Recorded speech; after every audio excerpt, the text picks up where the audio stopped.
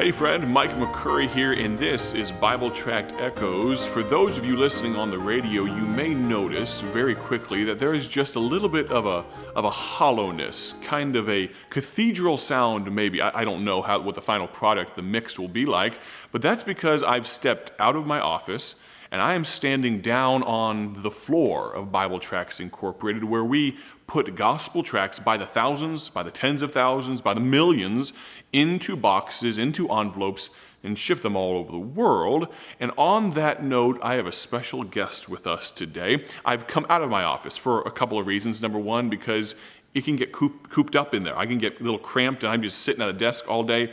Every once in a while it's nice to stand up, move around, and I've decided to take this week Bible Tract Echoes, not quite on the road, but around the office. You're going to want to tune in every day this week for what we have to share. But today, we're going to look at one of the most important, if not the most important aspect of what we do here at Bible Tracts Incorporated. You've heard me say this before, but our gospel tracts do no good to anyone sitting on our warehouse shelves. Now, we'll show you our warehouse a little bit later this week, but right now we are in what we call the fulfillment center. It's where we put the tracts into boxes, and one of the people that helps with that is Weston. Now, Weston, come on over here for just a moment. He's a star. We're so looking forward to being on camera. And as you may be able to tell, those of you watching on YouTube, his face does not quite agree with those statements. Weston is a teenager at my home church. Grew up there in the Christian school. Just graduated here not long ago. In salutatorian or valedictorian? Valedictorian. This guy here. Some people, just got the brains. Well, Weston here, he helps us. And during the school year, he was helping us maybe one day a week or so around his school schedule. Now it's summer, and so he's helping us a little bit more. And one of Weston's main responsibilities here, besides some cleanup and some mopping and some taking out the trash, one of the main things he does, and the most important thing that he does, is putting tracts into boxes. Now, we do our best to overbalance maybe, towards quality over quantity in basically everything. And I can say this not just because he's standing here, but Weston is a quality guy. And we're very thankful for the quality employees and folks, the team here at Bible Tracts Incorporated. But we're going to talk to Weston for just a moment here about what we do. So you got here, I don't know, about what time this morning, Weston? About 8. About 8 o'clock this morning. He's a punctual individual. We appreciate that. But one of the reasons you got here at 8 o'clock this morning was because we always have a lot of orders going out. Right. Now, in a normal hour, I know it can be very, very different depending on circumstances, but about how many orders do you think that, at a normal pace, could you package up? And I'm talking about taking them out of, looking at the order form, and we'll show you some of those real quick here.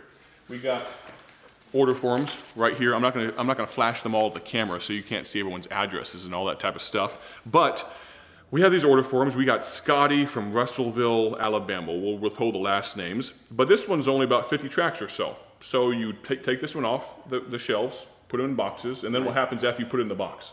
I use the shrink wrap machine, and then we take the weight, and then I put all the information in the computer, and then I put the label on it. Absolutely. Now, a couple things, again, the quality over quantity thing. The reason that we shrink wrap them is because we started having problems with shipping, and we'd have issues where boxes would split and all that. We use normal boxes, normal shipping boxes, but it's just an extra layer of protection, and I so dislike giving out crinkled and dog-eared gospel tracts. That's why, for me personally, I have this tract wallet, leather tract wallet. It is stocked full. I didn't just stock it up for the camera. I actually stocked it up the other day because I was running low, but I like to keep them in a gospel tract wallet. This one here keeps them from getting dog-eared because, we just want to be quality ambassadors and representatives of the Lord. But here we go. Actually, Brother Weston, while I'm talking to the camera for a second, would you put together Scotty's, he's from Russellville, Alabama, would you put together this particular order, and we'll come back and talk to you more in just a second here, okay?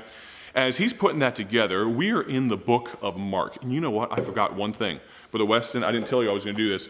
Could you pick out, you get to pick any which one, could you pick out a gospel tract for me to feature on the broadcast today. You get to pick any one. We have about 50 different English titles, so I'm going to let him pick out which one he wants, and I'm going to talk about it. So I have no idea which one it's going to be, but hopefully he picks out a good one. Well, I don't think we have any bad ones. So while he does that, let me remind you that we are in the book of Mark here on the Bible Tract Echoes radio program, and today we've gotten to Mark chapter 4, the parable of the sower. And so I wanted to take this particular thought and I wanted to bring it into the practical application of what we do here at Bible Tracts Incorporated. You see, we have the opportunity to sow the seed of the gospel all over the world. Now, we don't necessarily get to choose or determine or know what kind of ground that seed, these gospel tracts, if you'll allow me to kind of pair those two together. I mean, these are gospel tracts. They contain information about how you can know for sure you're on your way to heaven. So we're going to call these the seed. We don't get to choose what type of ground it goes on to. All we can do here at BTI is continue to sow the seed. And friend, that's all you can do as well. You can't determine that every single person that you talk to is going to say, absolutely yes, what must I do to be saved? Please explain this to me. But all we can do is be obedient to the Great Commission, go ye into all the world. And that's our desire. Praise God. We've had the opportunity in the lifetime of our ministry. We're now 85 years old at our open house on September 30th of 2023. I want you to be there. September 30th here in Odell, Illinois, Odell. We're going to celebrate 85 years of this ministry. What an amazing thing that God has given us such a rich heritage and legacy. But in that time, we've had the opportunity to sow the seed to over 170 different countries around the world. And we'd love for you to be a part. He's filling an order for Alabama right now. We have a couple more we're going to talk about this week, going to other places. In just a moment, if we have the time, I'm going to read you a little bit of Mark chapter 4. But before we do that, he picked a good one here, The Best I Can. This gospel tract that I'm holding in my hand, it tells the story, a little anecdote of a man throwing himself into the water in New York Harbor and striking out freestyle swimming to London, England. He's going to swim across the ocean. And someone yells at him, "How are you going to make it? There's no way." And he yells over his shoulder as he takes a breath and continues swimming, "I'm doing the best I can." Well, friend, if you take that funny little story, say there's no way. I mean, thousands of miles, he'll never make it. He'll drown. The sharks will eat him. You name it. It's too cold. But why would you think it's any more likely that saying, "I'm doing the best I can," is an acceptable way to get to heaven?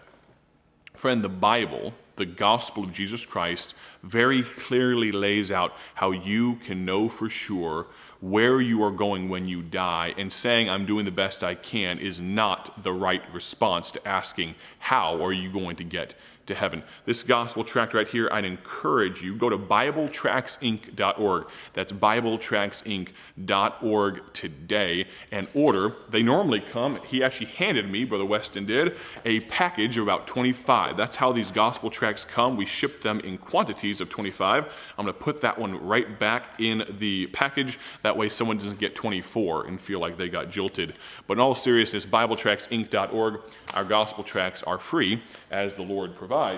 Mark chapter 4 and verse number 1 says this, "And he began again to teach by the seaside.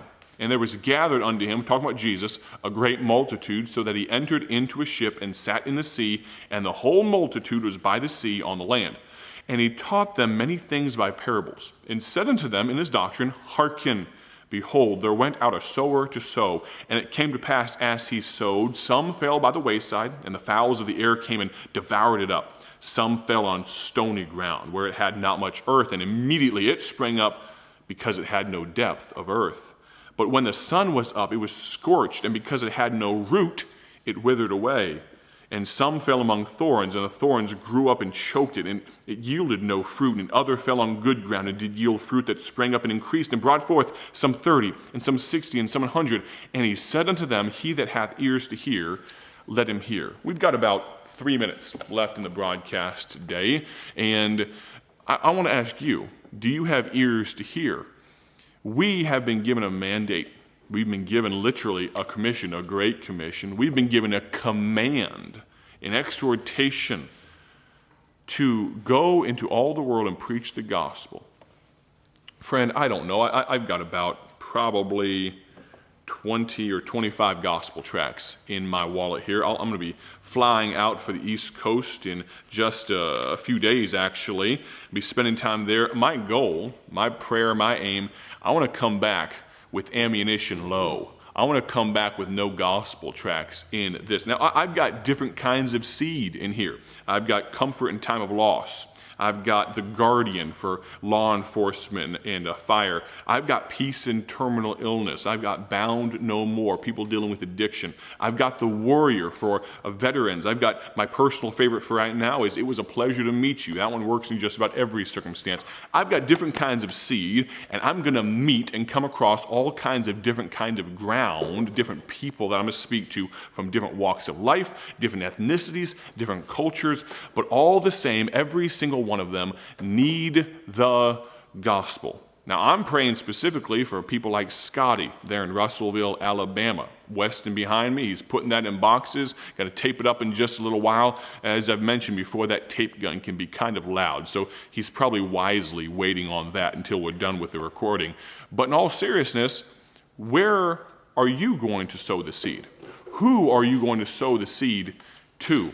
I'm going to encourage you today to go to BibleTractsInc.org. I'm going to encourage you, go there and order. If you have never been familiar with our ministry before, order our sample booklet. I was just over in Iowa, and I pulled up to the church. I was there a little bit early, and a man pulled up beside me. He was going to church. He'd only been going to church there for about 3 weeks or so. He said, "Are you Micah? Are you with Bible Tracts? I listened to you on the radio." And he said, "You know what? I just ordered your sample booklet. It came, and I've been able to look through that." He was already familiar with the ministry, and he sounded revved up and excited about using gospel tracts. Let me encourage you. If you don't already use gospel tracts, would you make a commitment to yourself and to God to begin sowing the seed? You say, "I've never seen results." Does that mean you should stop? God blesses effort, friend. Yes, sometimes we get to see the results on Earth's side of the equation, but there are many things we're never going to see until we get to heaven's side. Let me end with this. On average, this year, so far in 2023, we are averaging over one person per calendar day letting us know they've accepted Christ as their Savior. Here we are, about halfway through the year. We've had over 150 people tell us, notify us, not us reaching out to them telling us that they've accepted Christ. You know what that means? That the work Weston is doing today to put tracts in boxes, it's very likely someone is going to get saved because of this seed being sown. Join us again tomorrow on the Bible Tract Echoes radio program. Thank you so much for listening. Have a great day for His glory, and God bless.